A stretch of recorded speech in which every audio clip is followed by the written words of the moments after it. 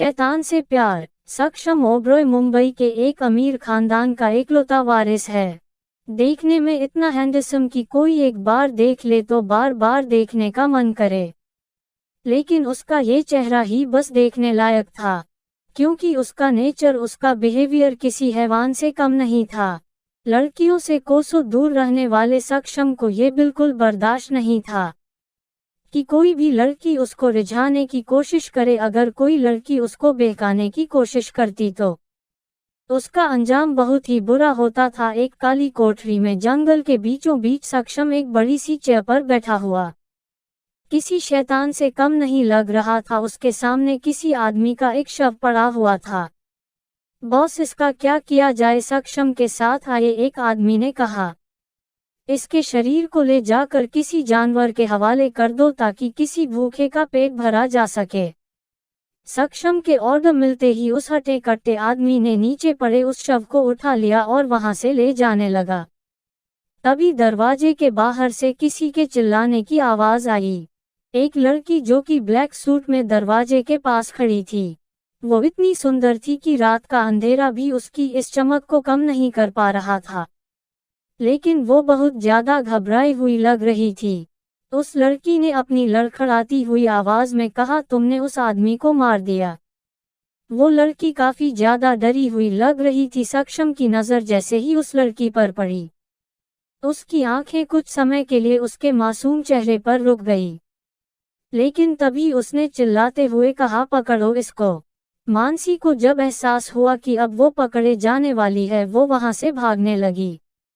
उसके पीछे बस एक आदमी आ रहा था, क्योंकि सक्षम को लगा था कि उस नाजुक सी लड़की ले लिए उसका एक आदमी ही काफी होगा। लेकिन सक्षम को कहाँ पता होगा कि मानसी स्पोर्ट्स में कुछ ज्यादा ही अच्छी थी। मानसी अपनी पूरी ताकत लगाकर उस घने जंगल में भाग रही थी। वो आदमी भी उसके करीब पहुंचने ही वाला था कि उस आदमी का पैर एक बेल में फंस गया और वो आदमी सीधे मुंह जमीन पर गिर गया। मानसी ने इसी बात का फायदा उठाया और वो उस आदमी की नजरों से गायब हो गई। मानसी कुछ दूर जाकर रुक गई। वो तेज तेज सांसें ले रही थी। अचानक से एक हाथ उसके कंधे पर आ गया। मानसी अचानक से घबरा गई, उसका चेहरा पसीने से लथपथ हो गया। लेकिन तभी उसको किसी लड़की की आवाज आई, मानसी तुम कहाँ चली गई थी? हम सब कब से तुम्हें ढूंढ रहे थे। मानसी ने पीछे मुड़कर देखा तो ये और कोई नहीं, उसकी बेस्ट फ्रेंड स्नेहा थी। मानसी ने उसे देखते ही गले लगा लिया। उसी वक्त वहां और भी लोग आ गए। ये सभी मानसी के क्लासमेट और दोस्त थे। वो सब लोग आज रात इस जंगल में कैंपेन करने आए थे। दूसरी तरफ उस आदमी को जब मानसी नहीं मिली तो वो वापस सक्षम के पास गया। वो काफी डरा हुआ था, क्योंकि वो एक लड़की तक को पकड़ नहीं पाया था।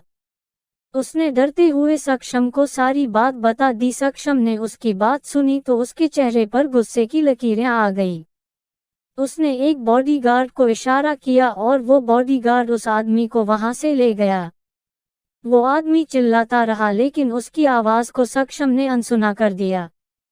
उसके बाद एक और बॉडीगार्ड, जिसके हाथ में एक बैग था, वो भागकर अंदर आया और उसने सक्षम को रिपोर्ट करते हुए कहा, बॉस ये बैग शायद उस लड़की का है, इसको ठीक से देखो। सक्षम ने ऑर्डर दिया। उस बॉडीगार्ड ने बैग को अच्छे से देखा तो उसमें उसे मानसी के कॉलेज का आइडेंटिटी कार्ड मिला।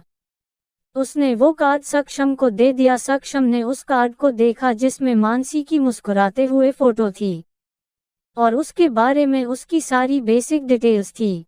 सक्षम के चेहरे पर एक डेविल स्माइल आ गई और उसने ऑर्डर देते हुए कहा, कल इसको उठा लो।